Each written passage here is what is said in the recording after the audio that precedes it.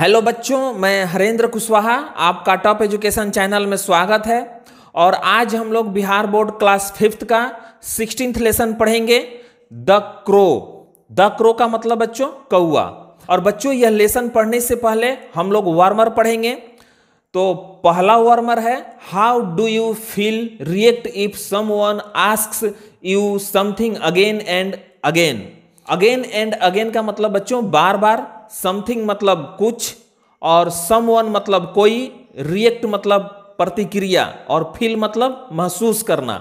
यानी यदि कोई आपसे एक ही प्रश्न या एक ही चीज बार बार पूछता है तो आपको कैसा लगता है या आपकी प्रतिक्रिया कैसी होती है। इसके बाद दूसरा वर्मर है, have you ever asked your parents any questions repeatedly, how did they react. Repeatedly मतलब बच्चों बार बार, और पेरेंट्स मतलब माता पिता, और आस्क्ड मतलब पूछना। यानी क्या आपने कभी अपने पेरेंट्स से यानी माता पिता से एक ही प्रश्न बार बार पूछा है? यदि हाँ तो उनकी प्रतिक्रिया आपके प्रति कैसी थी? तो बच्चों इन सवालों का जवाब आप लोग लाइक और शेयर करते समय कमेंट बॉक्स में कमेंट करके बताइएगा।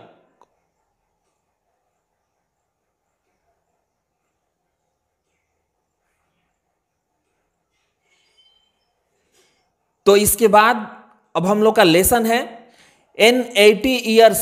बच्चों यहां पर ईयर लिखा हुआ है, ईयर्स होगा। An 80 years old man was sitting on the sofa in his house along with his 45 years old highly educated son। Educated मतलब बच्चों शिक्षित, पढ़ा लिखा, और हाईली मतलब उच्च या बहुत, विद मतलब साथ। यानी एक 80 साल का बुढ़ा आदमी अपने 45 साल के लड़के के साथ अपने घर में सोफा पर बैठा था और उसका लड़का बहुत पढ़ा लिखा था। Suddenly a crow perched on their window. Window मतलब बच्चों खिड़की, पर्च्ड मतलब बैठ गया, और सडनली मतलब अचानक। यानी वे लोग सोफा पर जहां बैठे थे उसी जगह पर ठीक उसी समय अचानक एक कौवा उनकी खिड़की पर आकर बैठ गया। The father asked his sun what is this. What is this मतलब बच्चों यह क्या है, और आस्क्ड मतलब पूछा। यानी उस बूढ़े पिता ने अपने पढ़े लिखे बेटे से पूछा, यानी उस बूढ़े पिता ने अपने पढ़े लिखे बेटे से पूछा यह क्या है। The son replied it is a crow.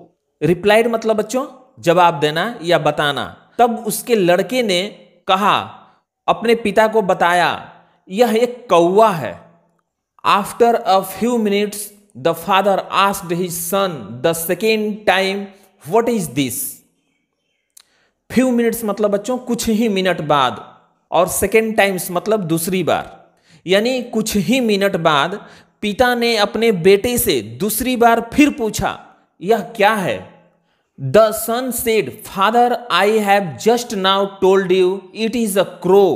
यानी तब उसके बेटे ने कहा कि पिताजी मैंने अभी आपको बताया ना यह कौवा है।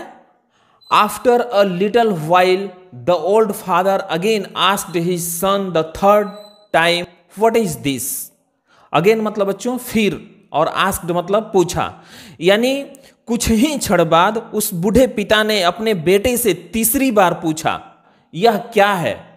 At this time some expression of irritation was felt in the son's tone when he said to his father with a rebuff. Rebuff मतलब बच्चों झिड़कना या फटकारना, और इरिटेशन मतलब चिड़चिड़ाहट, एक्सप्रेशन मतलब भाव।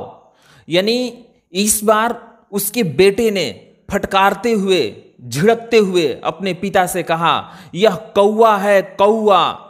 इस बार उस लड़के के जवाब में उसके स्वर में चिड़चिड़ाहट का भाव था।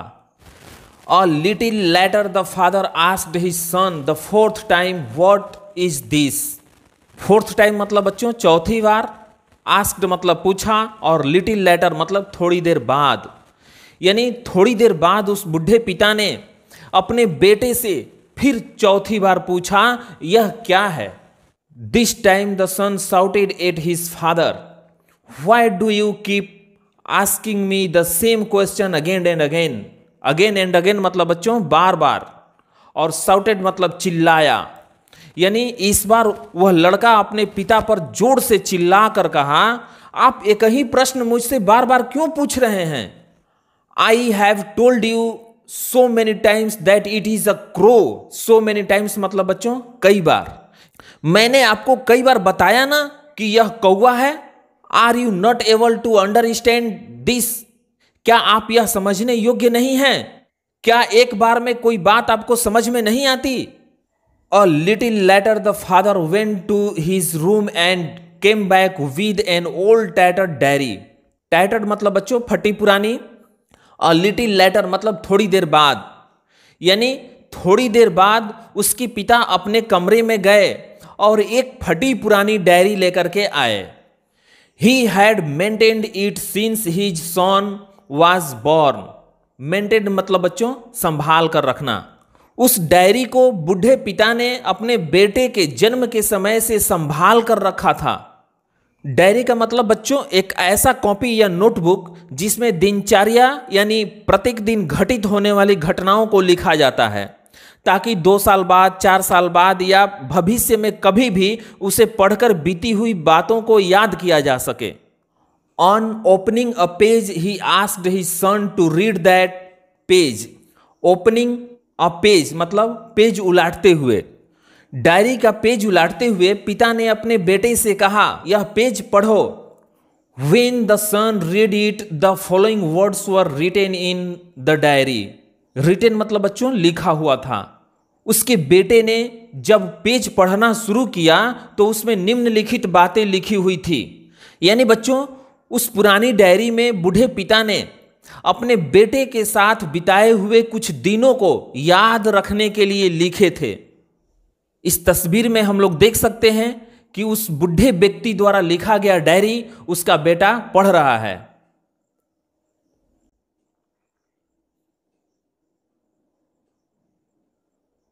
उस डायरी में लिखा था, today my little son asked me 23 times what it was and I replied him to all 23 times that it was a crow.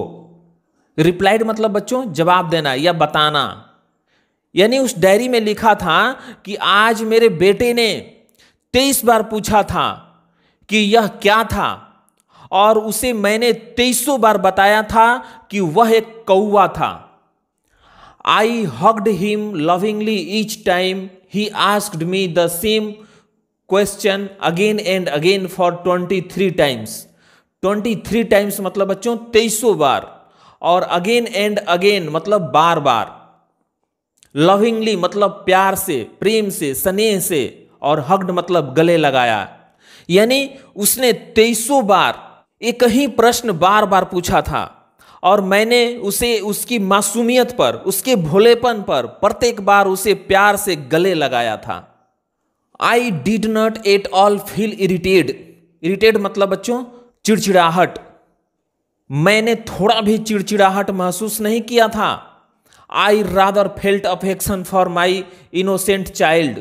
Innocent मतलब भोलेपन, मासूमियत, और affection मतलब स्नेह, बल्कि अपने पुत्र के भोलेपन पर स्नेह महसूस किया था।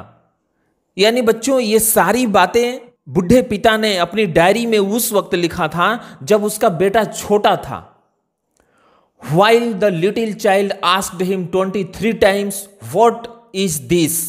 जबकि छोटे बच्चे ने अपने पिता से 23 बार एक ही प्रश्न पूछा था, यह क्या है?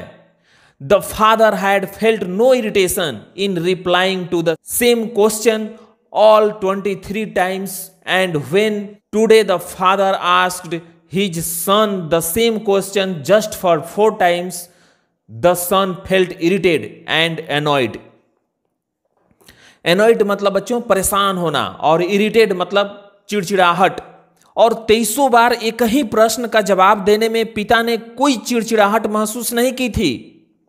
और आज जब पिता ने अपने बेटे से एक ही प्रश्न केवल 4 बार पूछ दिया तो बेटा चिढ़ गया, परेशान हो गया, खींच गया। तो बच्चों इस कहानी से हमें यही शिक्षा मिलती है कि माता पिता कभी भी अपने संतान से उबते नहीं हैं। उनके लाख गलती करने पर भी परेशान नहीं होते, बल्कि प्रेम पूर्वक बार बार उन्हें समझाते हैं और कदम कदम पर उनके हर सुख सुविधा का ध्यान रखते हैं। और वही बेटा जब बड़ा हो जाता है, अपने बूढ़े माता पिता के थोड़ी सी गलती पर चीखने चिल्लाने लगता है और वह उस माँ बाप से परेशान हो जाता है, नाराज हो जाता है, जिसने उसे पाल पोस कर बड़ा किया।